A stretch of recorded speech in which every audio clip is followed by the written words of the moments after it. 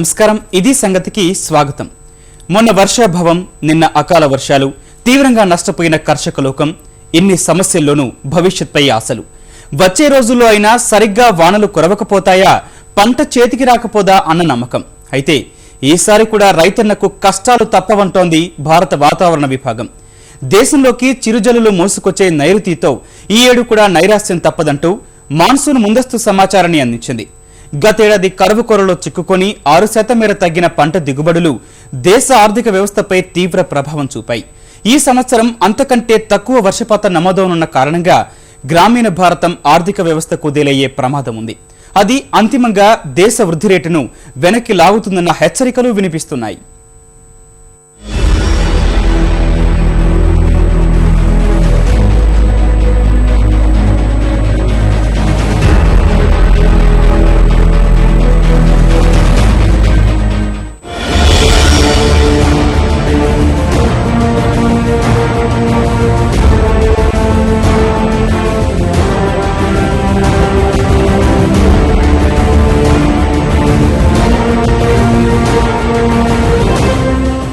ఈ ఏడాది కూడా వర్షాభావమేనా? మళ్లీ నైరుతి నైరాశ్యం తప్పదా? గతేడాది కన్నా వర్షాలు తక్కువేనా? ఈ సంవత్సరం కూడా కరువు కోరలు చాచనుందా? ఈ ప్రశ్నలన్నింటికీ భారత వాతావరణ శాఖ ఐఎండీ నుంచి అవుననే సమాధానమే వినిపిస్తోంది. గతేడాదితో పోల్చుకుంటే ఓ 2% తక్కువగా వర్షపాతం నమోదవుతుందని ఐఎండీ వెల్లడించింది. 2014లో 95% వర్షపాతం నమోదవుతుందని అంచనా వేయగా కురిసింది మాత్రం 88%. ఫలితంగా దేశంలో అనేక ప్రాంతాలు కరువు కోరల్లో చిక్కుకున్నాయి. ఈ సంవత్సరం 93% వర్షపాతం నమోదవుతుందన్న అంచనాల నేపథ్యంలో కరువు మేఘాలు ఈ ఏడు కూడా వదలవన్న భయం దేశ ప్రజల్లో మొదలైంది.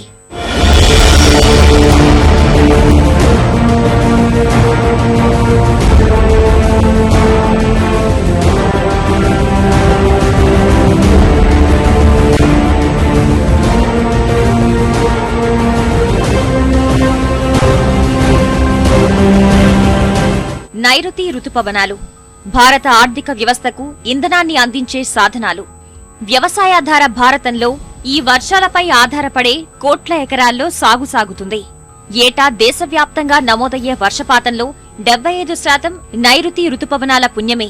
అలాంటి నైరుతి గాలులు గత కొన్నేళ్లుగా దేశంలోకి ప్రవేశించడమే ఆలస్యమవుతోంది. భారతదేశం పంటలతో తులతూగాలన్నా, ఆర్థిక వ్యవస్థ మరింత పరిపుష్టం కావాలన్నా ఈ రుతుపవనాలే కీలకం. దేశవ్యాప్తంగా విస్తారంగా వానలు కురిపించే నైరుతి రుతుపవనాలు ఈ ఏడాది ఆశించిన మేర ప్రభావం చూపవన్నది స్వయంగా కేంద్రమే చెప్పిన చేదు నిజం. గతేడాది అకాల వర్షాలు, కరువు కాటకాలతో సతమతమైన రైతులోకం ఈ ఏడాది కూడా కష్టాల మధ్యనే సాగు చేయాల్సుంటుంది. ఎల్నినో కాని ఇంకేదైనా ప్రభావంతో కాని గతేడాది కంటే రానున్న వర్షాకాలంలో తక్కువ వర్షాలు కురవనున్నాయి. వాయువ్య భారతంతో పాటు మధ్య భారతంలో వర్షాభావ పరిస్థితులు అధికంగా ఉండనున్నాయి. ఈ పరిస్థితుల కారణంగా వ్యవసాయం అనేక ఒడిదుడుకులు ఎదుర్కొనుంది. దేశ ఆర్థిక వ్యవస్థలో ఈ రంగానిది సింహభాగం. కాబట్టి దేశ ఆర్థిక వ్యవస్థపై తీవ్ర ప్రభావం పడే అవకాశముంది. పారిశ్రామిక రంగంపైన ప్రభావం పడుతుంది. 2016 నాటికి 7.9% మేర భారత్ వృద్ధి రేటు సాధిస్తుందని నిపుణులు అంచనా వేస్తున్నారు. ఒకవేళ వాతావరణ విభాగం చెప్పినట్లు కరువు కాటు తప్పకుంటే వృద్ధి రేటు ఓ 50 బేస్ పాయింట్లు కోల్పోవాల్సి వస్తుంది. ఇప్పటికే అకాల వర్షాలు ముంచెత్తి పంటలను నాశనం చేయగా రానున్న రోజుల్లో కమ్ముకోనున్న కరువు మేఘాలు ఆహార ద్రవ్యోల్బణాన్ని సృష్టించే ప్రమాదం ఉంది. ఫలితంగా నిత్యావసరాలు కొండెక్కొచ్చు కూడా.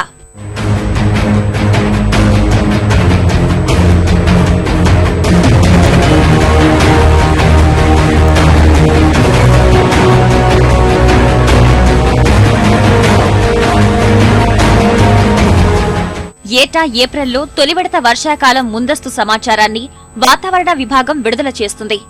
జూన్లో అప్పటి పరిస్థితులకు అనుగుణంగా సవరణలు చేస్తుంది.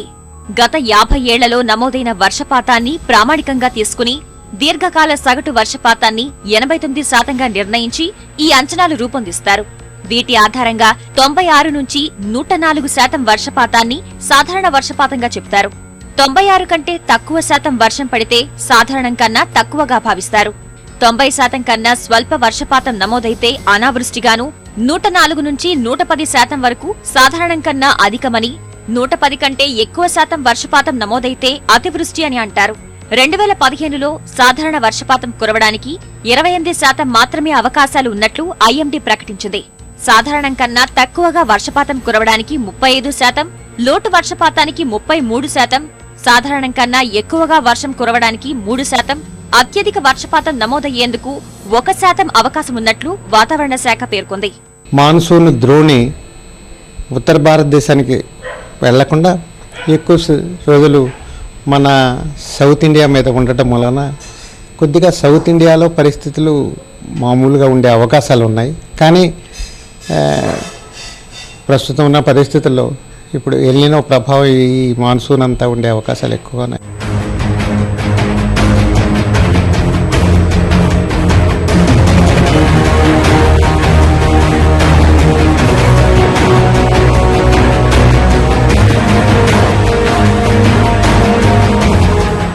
ఏటా నైరుతి రుతుపవనాలు మే 20వ తేదీ నాటికి భారత ఉపఖండంలో ప్రవేశిస్తాయి. ఇవి క్రమంగా అండమాన్ సముద్రం, బంగాళాఖాతం అంతటా విస్తరించి జూన్ 1వ తేదీ నాటికి కేరళ తీరాన్ని తాకుతాయి. జులై 15వ తేదీ నాటికి దేశమంతటా విస్తరిస్తాయి. ఇది సాధారణంగా జరిగే తీరు. కానీ ఇటీవల కాలంలో నైరుతి రుతుపవనాలు దేశంలోకి ప్రవేశించడం నుంచి ప్రభావశీలంగా మారడం వరకు అన్నింటా ఆలస్యమే అవుతోంది. 2014లో జూన్ మొదటి వారం వరకు భారత్లోకి ప్రవేశించని రుతుపవనాలు పెద్దగా ప్రభావం చూపలేకపోయాయి. 95% వర్షపాతం సంభవిస్తుందని అంచనా వేసినప్పటికీ 88%మే వర్షాలు కురిశాయి. ఫలితంగా దేశవ్యాప్తంగా సాగు రంగానికి అనేక సమస్యలు ఎదురయ్యాయి. 2013తో పోల్చితే దాదాపు 51 లక్షల టన్నుల మేర పంట దిగుబడులు తగ్గాయి. అంటే ముందటేడు కంటే 6.5% తగ్గిందన్నమాట. జూన్లో 57% వర్షపాతం నమోదవగా జులై, ఆగస్టులో 90%, ఆ తర్వాతి మాసాల్లో 104% కురిసింది. మొత్తంగా చూసుకుంటే 2014లో దేశానికి అన్నపూర్ణలా ఉండే 12 ఉప విభాగాలు కరవు కోరల్లో చిక్కుకుని విలవిల్లాడాయి. ఇది రైతుకు చాలా దెబ్బతీసే పరిస్థితి. అందుకని రైతులు ట్రెడిషనల్ పంటలకు అంటే ఏదో వరి పండించే చోట 4 మాసాల పంటకు వెళ్లకుండా పరిస్థితులను అంచనా వేసుకుని ఏదో 2.5 మాసం పంటలకు లేకపోతే ఆల్టర్నేటివ్ క్రాప్స్కి వెళ్ళడం చాలా మంచిది. మన దేశంలో 1886 నుంచి వాతావరణ శాఖ ముందస్తు వర్షపాత సమాచారాన్ని అందిస్తోంది. అంతకు 4 ఏళ్ల క్రితమే ఈ తరహా సమాచారం వచ్చినప్పటికీ అది హిమాలయాల్లో హిమపాతం ఆధారంగా గణించారు. తర్వాత వివిధ పద్ధతుల ద్వారా వాతావరణ వివరాలు తెలిపేవాళ్లు. 2007 నుంచి అందుబాటులో ఉన్న సాంకేతికతను ఉపయోగించుకుని ఖచ్చితత్వంతో కూడుకున్న సమాచారాన్ని అందిస్తున్నారు. గత 135 ఏళ్లలో ఇప్పటి వరకు దేశంలో 94 ఏళ్లు సాధారణ వర్షపాతం నమోదైంది. 23 ఏళ్లలో దేశం కరవు బారిన పడగా 18 ఏళ్లు అధిక వర్షపాతం చోటు చేసుకుంది. ఎల్నినోతో పాటు మరో 4 అంశాలను పరిగణనలోకి తీసుకుని నైరుతి రుతుపవనాల్లో కురవబోయే వర్షపాతాన్ని ఊహిస్తారు. ఈ 4 వివిధ సముద్రాల్లో ఉండే ఉపరితల ఉష్ణోగ్రతలను ఆధారంగా చేసుకుని లెక్కిస్తారు. పశ్చిమ నుంచి వచ్చే ఇది స్నోఫాల్స్, తర్వాత వచ్చేసి హిమాలయ స్నో మౌంటైన్స్ ఎట్లా ఉంటుంది, ఆ ఉష్ణోగ్రతలు ఎట్లుంటాయి, సముద్ర ఉష్ణోగ్రతలు ఎట్లా ఉంటుంది, హిందూ మహాసముద్రంలో ఉష్ణోగ్రతలు పెరుగుతాయా తగ్గుతాయా, తర్వాత పసిఫిక్ సముద్రంలో పెరుగుతుందా తగ్గుతుందా, మన హిందూ సముద్రంలో మీకు వచ్చేసి డైపోల్, ఆ డైపోల్లో వచ్చేసి మీకు ఇటువైపు పశ్చిమంలో తూర్పులోనూ ఉన్న ఉష్ణోగ్రతల మార్పుల వల్ల కూడా మీకు ఇది మీకు ఒకసారి పాజిటివ్ గాను ఒకసారి నెగటివ్ గాను అది ఆసిలేట్ అవుతూ ఉంటుంది అన్నమాట. అన్ని వాతావరణ పరిస్థితులను అంచనా వేసిన భారత వాతావరణ శాఖ ఎల్నినో ప్రభావం ఉంటుందని స్పష్టం చేసింది. గతేడాది సైతం ఎల్నినో ప్రభావం ఉంటుందని, తక్కువ వర్షపాతం నమోదవుతుందని అంచనా వేసింది. ఈ అంచనాలను తారుమారు చేస్తూ నైరుతి ప్రవేశించిన మొదట్లో మంచి వానలు కురిశాయి. తర్వాత ఎల్నినో ప్రభావం లేదని నిపుణులు తేల్చి చెప్పారు. దీని ప్రభావం లేకపోయినా వివిధ కారణాల వల్ల గతేడాది లోటు వర్షపాతమే నమోదైంది. ఎల్నినోనే భారత్లోని వర్షపాతంపై పూర్తి స్థాయిలో ఎప్పుడూ ప్రభావం చూపలేదని గతం తెలుపుతోంది. ఓసారి ఎల్నినో కారణంగా దేశవ్యాప్తంగా వర్షాభావ పరిస్థితులు ఏర్పడ్డ సందర్భాలతో పాటు ఎల్నినో ఏర్పడని సంవత్సరాల్లోనూ భారీ కరువు కాటకాలకు భారత్ గురైంది. అదేవిధంగా ఎల్నినో సంవత్సరాల్లో కూడా దేశంలో మంచి వర్షపాతం నమోదైన సందర్భాలు ఉన్నాయి. సాధారణంగా ఎల్నినో 2 నుంచి 7 సంవత్సరాలకోసారి వస్తుంటుంది. ఓసారి సముద్ర ఉష్ణోగ్రతలు పెరిగితే దీని ప్రభావం సుమారు 12 నుంచి 18 నెలల వరకు ఉంటుంది. అంటే ఏడాది నుంచి ఏడాదిన్నర కాలం దీని ప్రభావం వర్షాలపై ఉంటుంది. గతంలో 2009-2010లో ఎల్నినో ప్రభావం దేశంపై పడింది. అప్పుడు దేశం తీవ్రమైన సంక్షోభాన్ని ఎదుర్కొంది. మన తెలుగు రాష్ట్రాల విషయానికి వస్తే జూన్ నుంచి సెప్టెంబర్ వరకు రాష్ట్రంలో నైరుతి రుతుపవనాలు వానలు కురుస్తాయి. తెలంగాణలో నైరుతి రుతుపవనాలు, కోస్తాంధ్ర, రాయలసీమల్లో ఈశాన్య రుతుపవనాలు అధికంగా ప్రభావం చూపుతాయి. ఎల్నినో ప్రభావం వల్ల తెలుగు రాష్ట్రాల్లోనూ ఆశించిన మేర వర్షాలు కురవకపోవచ్చని, లోటు వర్షపాతం నమోదవుతుందని నిపుణులు స్పష్టం చేస్తున్నారు. ఏటా నైరుతి రుతుపవనాల సమయంలో కోస్తాంధ్రలో 57 సెంటీమీటర్లు, తెలంగాణలో 77 సెంటీమీటర్లు, రాయలసీమలో 38 సెంటీమీటర్ల చొప్పున వర్షపాతం నమోదవుతుంది. గత 6 ఏళ్లలో 2009లో నైరుతి రుతుపవనాలు తీవ్ర స్థాయిలో నిరాశపరిచాయి. గత 10-15 ఏళ్లలో మాన్సూన్ డిప్రెషన్స్ బాగా తగ్గిపోయినాయి.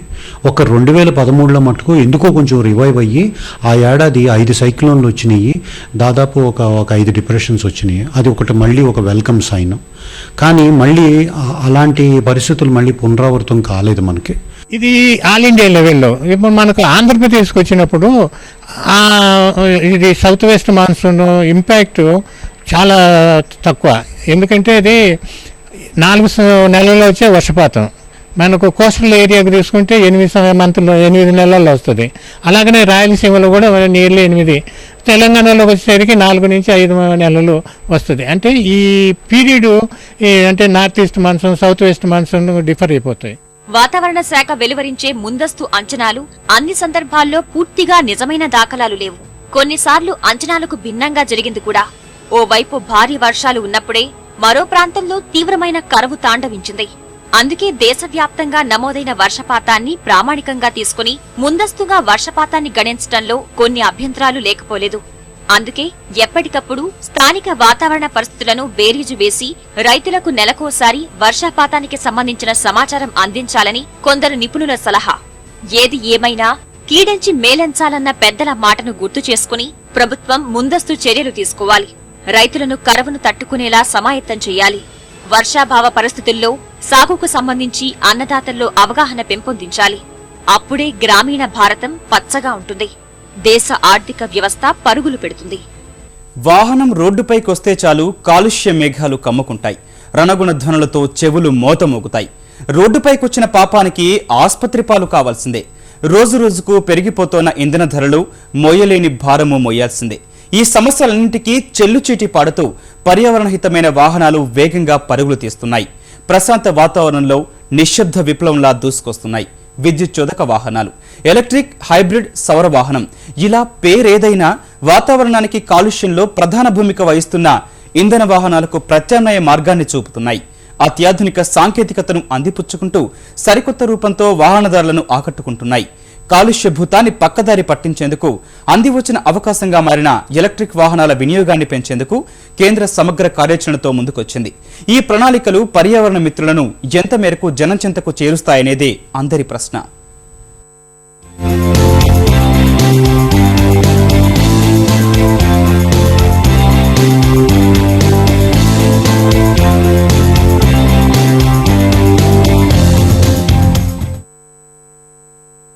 భారత్ను కమ్మేస్తున్న కాలుష్య భూతం. కాలుష్యం వెదజల్లే కార్ఖానాలుగా వాహనాలు. రోడ్లపై పొగచూరిపోతున్న వాహన యజమానులు. జనాన్ని చెవిటిబారిగా మారుస్తున్న వాహనాల శబ్దం. ఇది కుప్పలు తెప్పలుగా రోడ్లపై పరుగుతీస్తున్న వాహనాలు చేస్తున్న ముప్పు. బండి లేనిదే కాలు బయట పెట్టలేని పరిస్థితి కలిగిస్తున్న చేటు. కార్లే కాళ్లుగా మారుతున్న నేటి ఆధునికత అందిస్తున్న అనర్థాలు.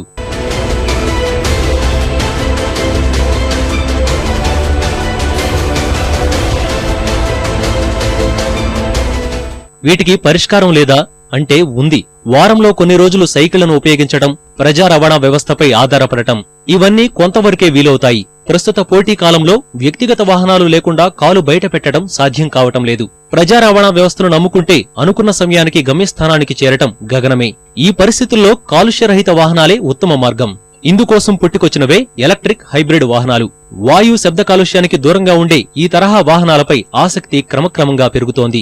19వ శతాబ్దంలోనే ప్రపంచానికి పరిచయమైన విద్యుత్ చోదక వాహనాలు ఆశించిన స్థాయిలో జనాదరణకు నోచుకోలేదని చెప్పుకోవాలి. నగరాలు కాలుష్య నిలయాలుగా మారుతున్న ప్రస్తుత సమయంలో ప్రజలు విద్యుత్ చోదక వాహనాల వైపు చూస్తున్నారు. వ్యక్తిగత వాహనాల నుంచి మొదలు పెడితే ప్రజా రవాణా, సరుకు రవాణా వరకు ఈ వాహనాలు అందుబాటులోకి వస్తున్నాయి. ఒకప్పుడు చూసేందుకు అంతంత మాత్రంగా ఉండే ఈ వాహనాలు ఇప్పుడు సరికొత్త నమూనాలతో వినియోగదారులను కట్టిపడేస్తున్నాయి. తొలినాళ్లలో ప్రతికూలతగా మారిన వేగాన్ని అధిగమిస్తూ రోడ్లపై జోరుగా పరుగులు తీస్తున్నాయి. ప్రభుత్వాలు కూడా ప్రత్యామ్నాయ వాహనాల వినియోగానికి అందిస్తున్న ప్రోత్సాహకాలు కలిసి వస్తున్నాయి.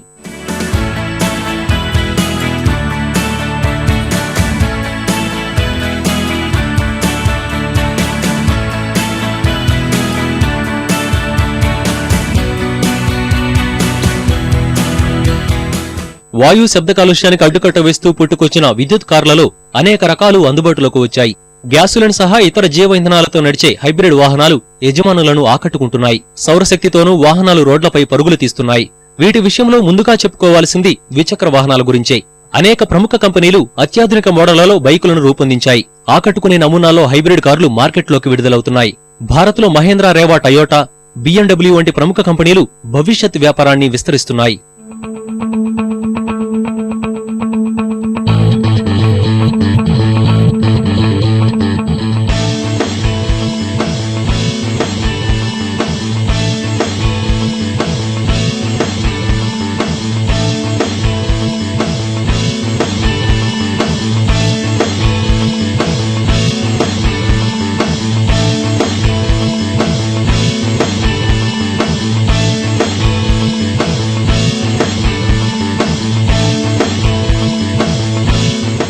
కాలుష్యరహిత ప్రయాణ సాధనం కేవలం వ్యక్తిగత వాహనాలకే పరిమితం కాలేదు. ప్రస్తుతం ప్రజా రవాణా స్థాయికి చేరింది. ఎలక్ట్రిక్ రిక్షాలు, బ్యాటరీతో నడిచే మినీ బస్సులు మార్కెట్లోకి వచ్చాయి. సరుకు రవాణా చేసే వాహనాలు కూడా ప్రత్యామ్నాయ మార్గాలుగా మారాయి. విద్యుత్తో నడిచే వాహనాలు అనేక ప్రయోజనాలను అందిస్తున్నాయి. పెరిగిపోతున్న వాహనాలతో తరిగిపోతున్న సహజ వనరులు ప్రపంచ దేశాలన్నింటికీ ఆందోళన కలిగిస్తున్నాయి. ఈ పరిస్థితుల్లో ఇంధనం, సహజ వాయువుల అధిక వినియోగం లేకుండానే నడిచే ఇవి పర్యావరణ మిత్రులుగా మారాయి. పెట్రోలు, డీజిల్ వినియోగంతో వాహన యజమానులపై పడుతున్న ఆర్థిక భారాన్ని తగ్గిస్తూ చౌకైన ప్రయాణాన్ని అందిస్తున్నాయి. ఇంధనంతో నడిచే వాహనాలు విడుదల చేస్తున్న కర్బన ఉద్గారాలు వాతావరణాన్ని కాలుష్యమయంగా మారుస్తున్నాయి. దేశ రాజధాని ఢిల్లీయే కాలుష్య కొరలో చిక్కుకుంది. ఈ పరిస్థితుల్లో ఎలక్ట్రిక్ వాహనాలు 100% పర్యావరణహితంగా మారాయి. హానికరమైన వాయువులను విడుదల చేయకుండా ప్రయాణికులకు సురక్షితమైన ప్రయాణాన్ని అందిస్తున్నాయి. నిర్వహణ ఖర్చులు కూడా తక్కువగా ఉండటం మరింత సౌలభ్యం కలిగించే అంశం.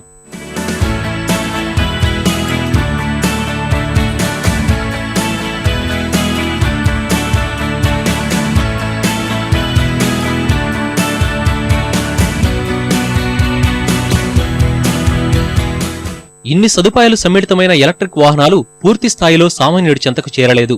ప్రస్తుతం అత్యాధునిక సాంకేతికతతో వాహనాల ధరలు దిగివస్తున్నాయి. ప్రారంభంలో నెమ్మదిగా నడక సాగించిన ఈ రవాణా సాధనాలు ఇప్పుడు ఇంధన వాహనాలతో పోటీపడి మరీ పరుగులు తీస్తున్నాయి. పర్యావరణహితమైన ఎలక్ట్రిక్ వాహనాలను మరింతగా అందుబాటులోకి తెచ్చేందుకు కేంద్ర ప్రభుత్వం సమగ్ర ప్రణాళికతో ముందుకొచ్చింది. ప్రోత్సాహకాలు అందించడం ద్వారా ధరను సామాన్యుడి చెంతకు చేర్చాలని నిర్ణయించింది.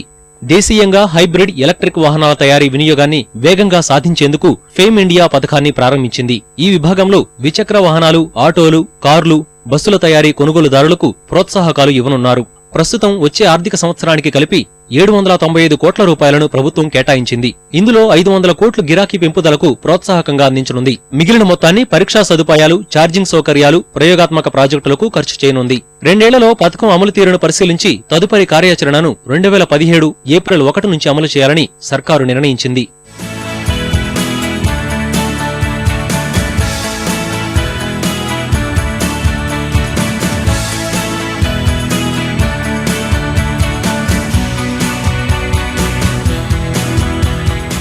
ఫేమ్ ఇండియా పథకాన్ని తొలుత మహానగరాల్లో ప్రారంభించి ఆకర్షణీయ నగరాలతో పాటు ఇతర నగరాలకు విస్తరించే విధంగా ప్రభుత్వం ప్రణాళిక రూపొందించింది. ఈ పథకానికి 14,000 కోట్ల రూపాయలు అవసరమవుతాయని అంచనా వేస్తోంది. తాజా ప్రోత్సాహకాల వల్ల దేశీయంగా వాహనాల తయారీ రంగంలోకి మరిన్ని సంస్థలు వస్తాయని పరిశ్రమల శాఖ భావిస్తోంది. ప్రతి నెల ముగిశాక తయారీ సంస్థలు ప్రభుత్వం నుంచి ప్రోత్సాహకం అందుకునేలా అధికార యంత్రాంగం ఏర్పాట్లు చేసింది. వాహనానికి అనుగుణంగా ప్రోత్సాహకాలు అందివ్వనున్నారు. స్కూటర్లు, మోటార్ సైకిళ్లకు 1800 నుంచి 29,000 వరకు, 3 చక్రాల వాహనాలైతే 3,300 నుంచి 61,000 వరకు ప్రోత్సాహకాలు ఇవ్వనున్నారు. 4 చక్రాల వాహనాలు 13,000 నుంచి 1,38,000, తేలికపాటి వాణిజ్య వాహనాలు 17,000 నుంచి 1,87,000, బస్సులు 34 నుంచి 66 లక్షల రూపాయల వరకు లబ్ధి చేకూరనుంది. దీంతో పాటే పర్యావరణ హితమైన ఎలక్ట్రిక్ రిక్షాలను సైతం కేంద్రం మోటారు వాహనాల చట్టం పరిధిలోకి తీసుకువచ్చింది.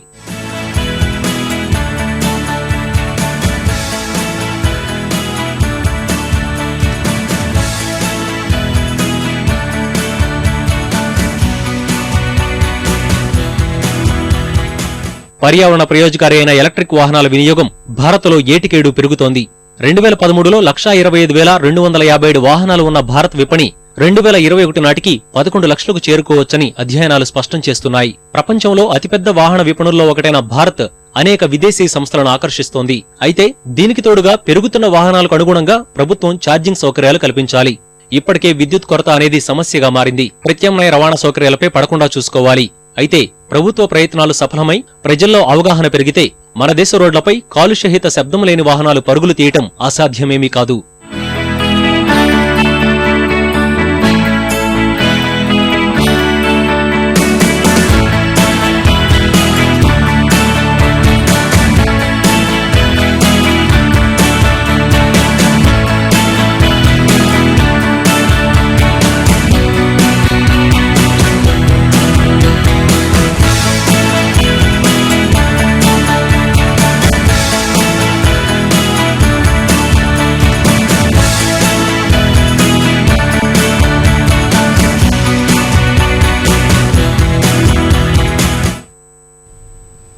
ఇది సంగతి. మరిన్ని విభిన్న అంశాలతో మరో ఇదే సంగతిలో మళ్ళీ కలుద్దాం. నమస్కారం.